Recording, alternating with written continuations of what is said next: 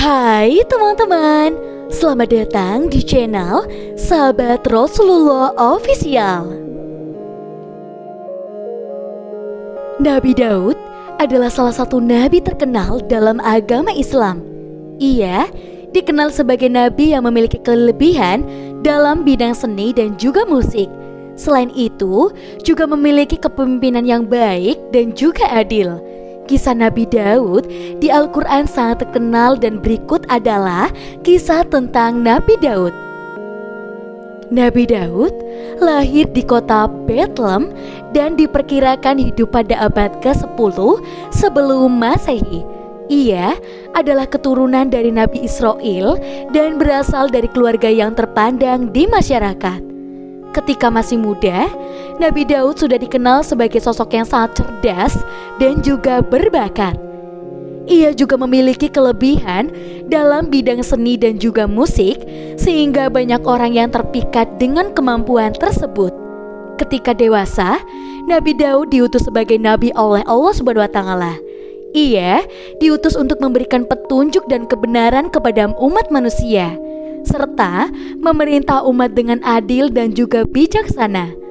Nabi Daud menjadi raja di Israel setelah berhasil mengalahkan Raja Saul yang sebelumnya memerintah wilayah tersebut. Sebagai raja, Nabi Daud memerintahkan dengan adil dan juga bijaksana.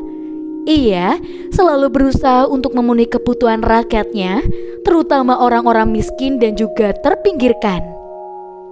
Ia juga sangat peduli terhadap keadaan masyarakatnya dan selalu berusaha untuk memperbaiki keadaan tersebut. Selain menjadi seorang raja yang baik, Nabi Daud juga dikenal sebagai seorang pejuang yang tangguh. Ia memiliki pasukan yang kuat dan juga terlatih yang selalu siap untuk menghadapi musuh-musuhnya. Selama masa pemerintahannya, Nabi Daud berhasil memperluas wilayah kekuasaannya dan membuat Israel menjadi salah satu kerajaan yang kuat pada waktu itu. Namun, meskipun memiliki kekuatan dan keberhasilan dalam hidupnya, Nabi Daud tetap rendah hati dan selalu mengandalkan kekuatan dari Allah, dan ia selalu mengingatkan rakyatnya untuk senantiasa beribadah kepada Allah SWT dan menghindari perbuatan yang dilarang oleh agama. Selain itu, Nabi Daud juga memiliki kelemahan dalam dirinya. Ia pernah tergoda oleh kecantikan Batseba, istri orang lain, sehingga melanggar hukum Allah SWT dengan berzina. Namun, ketika disadarkan oleh Allah SWT tentang perbuatannya tersebut, Nabi Daud merasa sangat menyesal dan memohon ampunan kepada Allah SWT. Setelah itu, Nabi Daud juga mengalami beberapa masalah yang lain dalam kehidupannya. Ia memiliki beberapa anak yang tidak patuh dan memberontak terhadapnya, termasuk Absalom, anaknya yang sangat ambisius dan ingin menggulingkan Nabi Daud dari tatahnya. Konflik antara Nabi Daud dan Absalom berakhir dengan kematian Absalom dalam sebuah pertempuran yang sangat menyedihkan bagi Nabi Daud sebagai seorang ayah.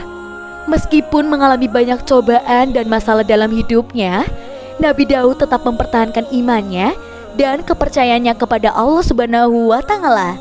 Ia selalu mengandalkan Allah SWT dalam menghadapi segala masalah dan kesulitan yang telah ia hadapi.